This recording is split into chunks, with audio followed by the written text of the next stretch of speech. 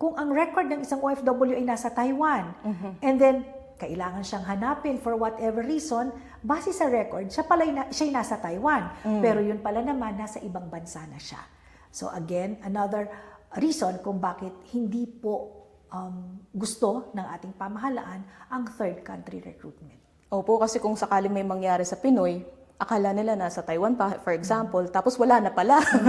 Tapos lalapit ang Pinoy na ganito yung naging problema niya, tapos walang record na, yeah, makes sense po. Disadvantages, yung consequence na harapin mo kapag nag-apply ka from third country, kung sakaling mag-a-apply ka man na nakita mo sa Facebook or sa social media, ang disadvantages, unang-una, hindi sila accredited. Possible na magbayad kayo ng mahal.